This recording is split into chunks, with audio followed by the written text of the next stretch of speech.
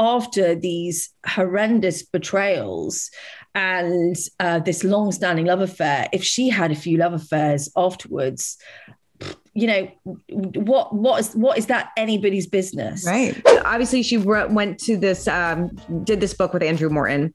I mean, Why do you think that she wanted to do this? And how did she even go about keeping this book a secret for so long, which is, you know, pretty impressive as well? Well, I mean, this is the other thing that I love about Diana, is that she was just she was a pro, you know, she saw the press, she got used to them from when she was in her late teens, early 20s. And, you know, she wanted her voice out there and she thought enough is enough. And she was extraordinarily bold to do that, and extremely clever in the way she kept it quiet. I mean, I don't think any of us at the time really genuinely believed that she had leaked all of the detail, never mind recorded tapes that she'd smuggled out to Andrew Morton. He, you know, as you hear in our series, he couldn't believe it himself. But I think that this is what is just so strong about her. And she's never seen as a strong woman. And I don't really understand why, because she took those risks. She did it really, she was really focused. She knew the story that she wanted to tell. She knew the wrongs that she wanted righted, and she just went and did it, like just in the most extraordinary way. And so, yeah, it was a risk that paid off, really, because now, as part of her legacy, is that the truth is there, and we can look at it and go, these are her words, and this is what she meant, you know. So it was amazing listening to those tapes, speaking to Andrew Morton, and really, you know, finding out what she really wanted out there, and it was to redress the balance. Right, and it's also a big risk too, because she was so afraid that she could lose her boys as well. But you know, but she did this anyway, and probably for her children too. Yes. Yeah, exactly. And to do it when she was so alone, you know, and while living within the grounds of the palace, right, is, you know, I think, wow, you know, she was in her early 30s then. Right. I mean, wow, what an amazing woman. And I don't think enough people look at her and go, what an amazing woman. No, that's so true. Who have done that. And the other thing that I really loved about that, which again, as a modern woman, we are allowed to do this, and she was really not allowed to do this, but she did it anyway, was that Andrew Morton said that when he found out about her affairs, you know, with James Hewitt and other people like that, he was really shocked because she never mentioned them in the recordings of the book. Now, my takeaway from that in 2021 would be, well, why should she? She was telling her truth, and her truth did not need to discuss the fact that after these horrendous betrayals and this long-standing love affair, if she had a few love affairs afterwards, you know, what is that anybody's business? Right. Now, I just really, really love that. I think that is, again, something that a modern woman would be just about allowed to do, but at the time that was pretty ballsy. That was pretty bold. It was pretty bold. I don't have to tell you everything, and I don't have to apologize for that. Yeah. So I thought that was very, very modern of her. I totally agree with you. And you know, you mentioned it before, how the Queen pretty much stepped in and was like, okay, after that Martin Bashir interview, divorce, you have to split. I mean, was there something in particular about that interview that really did not sit well with the royal family?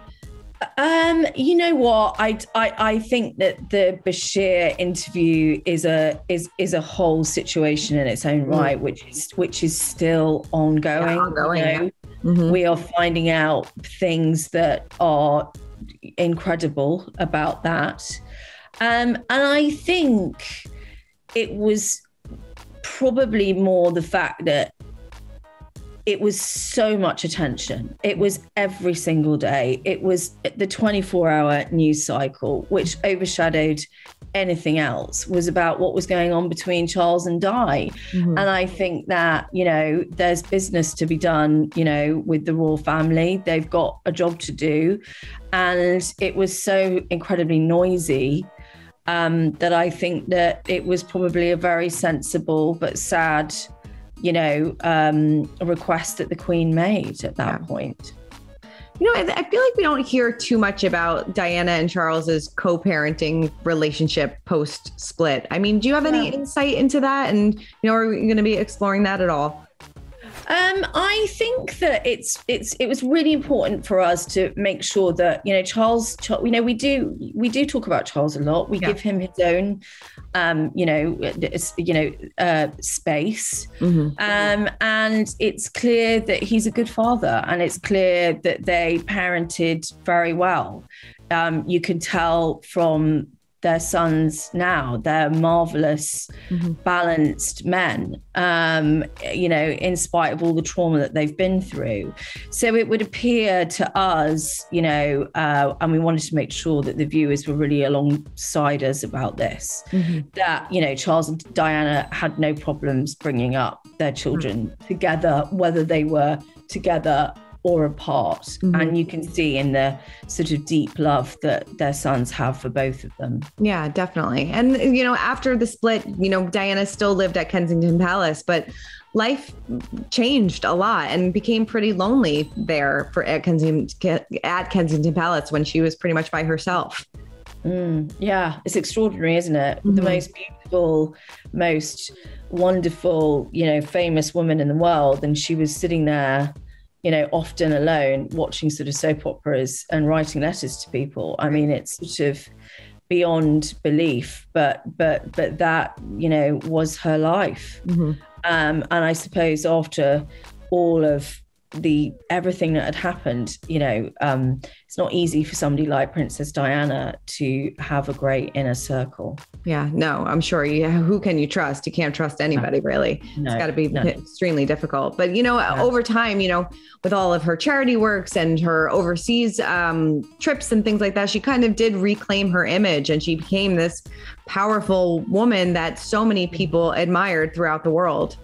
Yeah. I mean, she was just really stepping into the woman that all of these, kind of paths had been, and all of this, sadness and hurt and loneliness. She was rising as this beautiful, amazingly strong woman. And during this series, we were able to just go, just watch some of her speeches that she made about eating disorders and what it was like to be a woman. And they didn't really get that much press at the time, but to look back and see that she was being emotional, raw, she was being strong, she was being really part of the sisterhood at a time, and we didn't realize she was a massive part of the sisterhood at the time.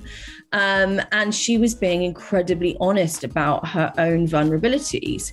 And again, they did get some press, but they didn't get as much press as who she was going out with, or, how often she was going to the gym. And to look back and know that she was delivering these incredible speeches about topics, for women that we're now really, really talking about now, is extraordinary. So she was just becoming this incredible woman. So it just makes it all the more kind of sad, really, that she's not here to see her own legacy.